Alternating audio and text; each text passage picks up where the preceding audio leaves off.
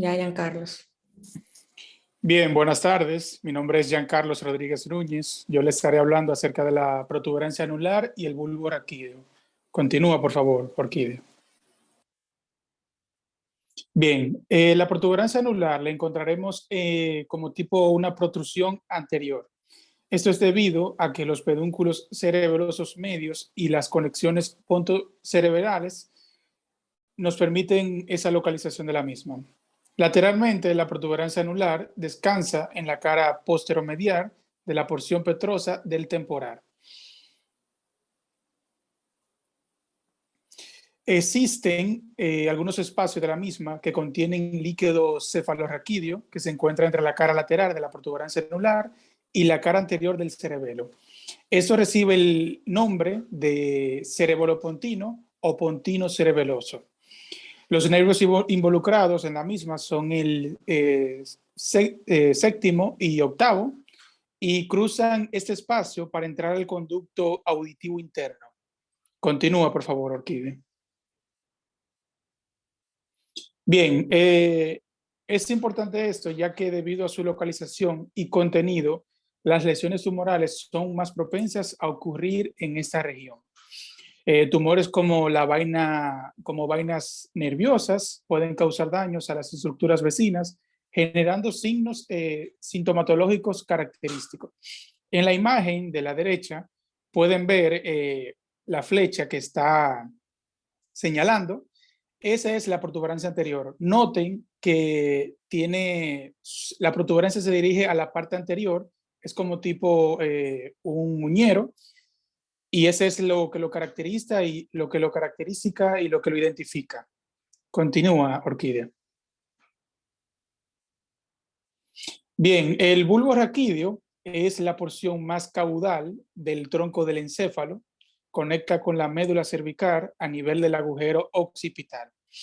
Este está separado por la protuberancia anular, por el sulco bulbo protuberancial y cabe destacar que las pirámides y otros fascículos longitudinales provocan una prominencia anterior mínima, o sea, una elevación hacia la parte anterior, provocando un eje longitudinal de la superficie anterior del bulbo, diferenciando así su aspecto de la protuberancia anular.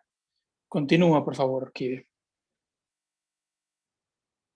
Bien, en esta imagen podemos ver, es una imagen que identifica claramente lo que es la protuberancia y el bulbo raquídeo.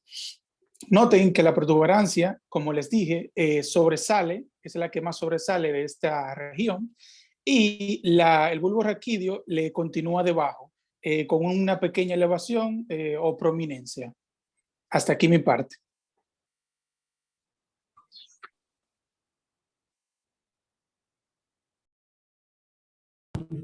Buenas tardes, mi nombre es Jackson Loa. Me voy a hablar de los dos hemisferios cerebelos están unidos por la estructura media de Bermin. El cerebelo se encuentra recorrido por numerosos surcos transversales que lo dividen en lóbulos y láminas circunvoluciones. Continúa.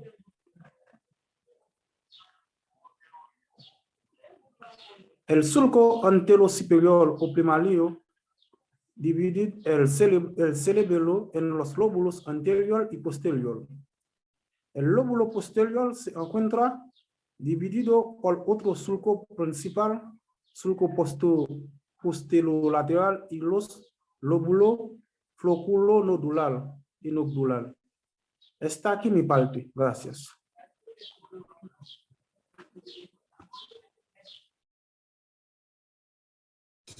Buenas tardes, mi nombre es María Martínez y les estaré hablando sobre la vascularización. Siguiente, por favor. Bueno, se dice que la vascularización de la anatomía del encéfalo se obtiene a partir de las dos arterias carótidas internas y las dos arterias vertebrales. La arteria carótida interna, después de la rama oftálmica, y las arterias comunicante posterior y coroide anterior se dividen en arterias cerebrales anterior y media. Déjala ahí. La arteria cerebral anterior vasculariza principalmente el lóbulo frontal, medial y mediolateralmente, con cierta irrigación de la zona parasagital del lóbulo parietal. Las arterias cerebrales posteriores, ramas terminales de la arteria basilar, irrigan los lóbulos occipitales. Siguiente, por favor.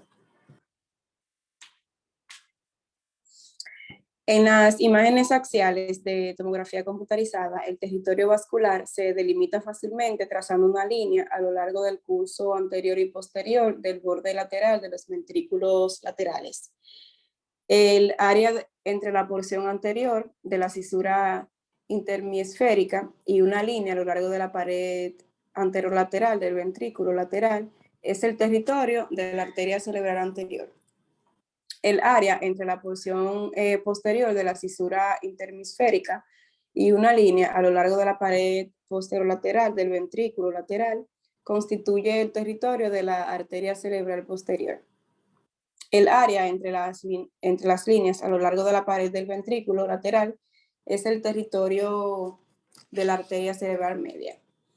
En los cortes de gran convexidad, en niveles supraventriculares, casi todas las áreas parasagitales de los lóbulos frontal y parietal están vascularizadas por rama de la arteria cerebral anterior, con una pequeña porción en el área posteromedial y ligada por ramas de las arterias cerebral posterior. Sigue, por favor.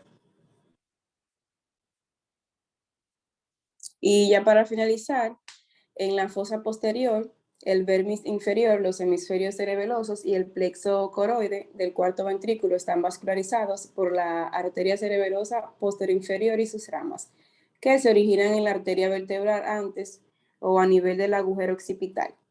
El área del ACP y los hemisferios cerebelosos anteroinferiores están irrigados por las ramas de la arteria cerebelosa anteroinferior, rama de la arteria basilar. Las ramas perforantes de la arteria basilar vascularizan la protuberancia anular. Las arterias cerebelosas superiores que nacen de la arteria basilar irrigan la porción superior de los hemisferios cerebelosos. Hasta aquí mi parte, gracias.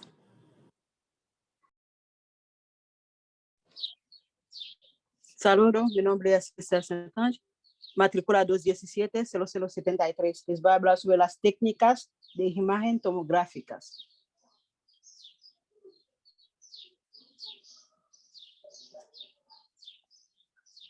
La tomografía es una técnica imageneológica que avanza paralela al desarrollo del computador, por lo que cada año existieron innumerables innovaciones en cuanto a software, calidad de imagen, velocidad y eficiencia, disminuyendo costos y tiempos de estudios y aumentando eficiencia y confiabilidad.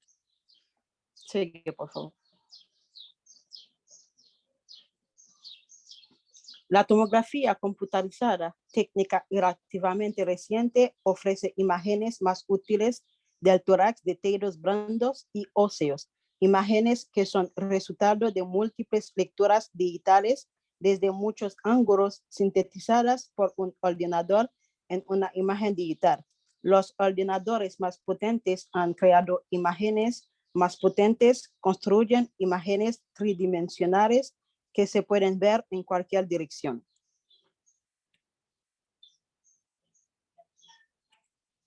Indicaciones de la técnica computarizada. Técnica relativamente reciente. Ofrece imágenes más útiles del tórax. Indicaciones de la técnica computarizada: parénquima pulmonar, enfermedad aguda, enfermedad infiltrativa pulmonar crónica, enfermedad focal, carinomas, nódulos y masas, lesión focal no nodular, lesiones no demostradas con claridad en la radiografía simple, evaluación del pulmón trasplantado, mediastino, anomalias vasculares, caracterización de masas, lesiones inflamatorias, tumores, adenopatías, ensanchamiento mediastínico difuso. 3. Diferenciación entre adenopatía o arteria pulmonar, estadificación del carcinoma de pulmón, pleura, evaluación de ranes persistentes o loculados, tumores pleurales, evaluación de empiemas y neumotórax. 5. Pared torácica, evaluación de invasión tumoral, estudio de tumores primarios, diafragma, abscesos subfrénicos, estudio hernias diafragmáticas, estudio de lesiones retrocurales, guía para biopsia, planificación en tratamientos de radioterapia.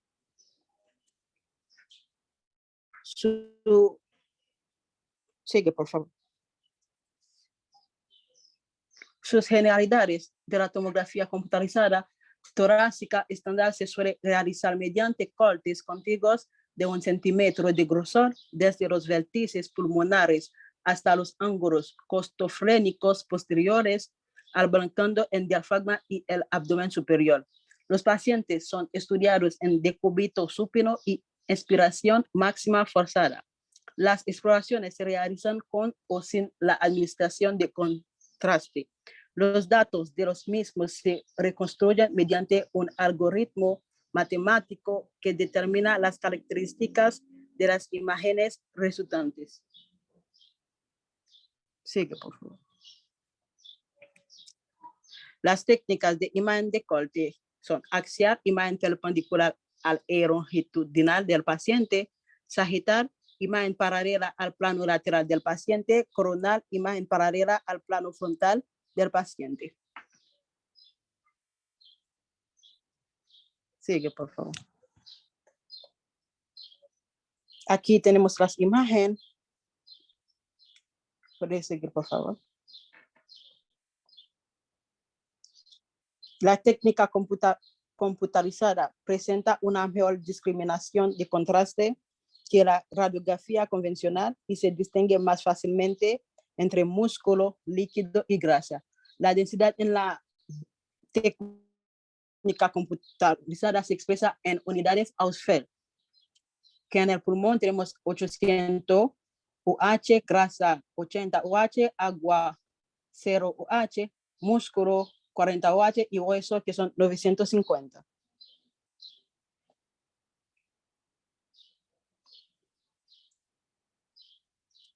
Y en las imágenes deben visualizarse con dos ventanas denominadas convencionalmente ventana de parénquima y ventana de mediastino. En las ventanas de mediastino permiten estudiar la anatomía de las partes blandas del mediastino y de otras áreas del tórax, contrastando la densidad agua, la densidad de partes blandas, la densidad grasa y si se ha administrado contraste. Las estructuras vasculares, consolidaciones pulmonares, irios, alteraciones pleurales y pared torácica. Y en las ventanas de parénquima son las que mejor representan la anatomía y las alteraciones pulmonares, contrastando claramente las teros de partes blandas con el aire.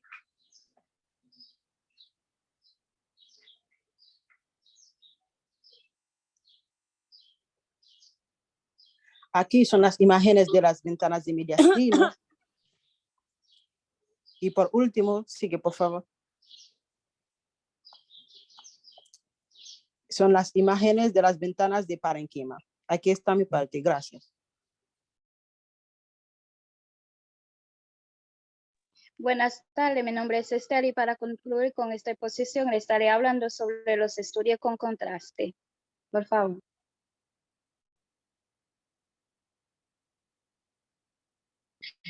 Los estudios de contraste, esto van a proporcionar una cierta información que las radiografías convencionales no pueden proporcionar. Durante este estudio de contraste, el paciente va a recibir un material de contraste que va a circundar, descartar o llenar las partes del cuerpo para que aparecen con mayor claridad en una radiografía. El material de contraste se puede suministrar por vía oral como inyección o a través de un catéter que se va a colocar en varios tejidos del cuerpo. Entonces, el uso de contraste es esencial a menos que esté contraindicado por la existencia de enfermedad renal o antecedente de sensibilidad al medio contraste. En los estudios post-contraste, las siguientes estructuras se realizan fisiológicamente sin rotura de la barrera hematoencefálica. La hipófisis y su talla se realiza de forma homogénea La heterogeneidad es un signo de procesos patológicos. Cámbiamelo, por favor.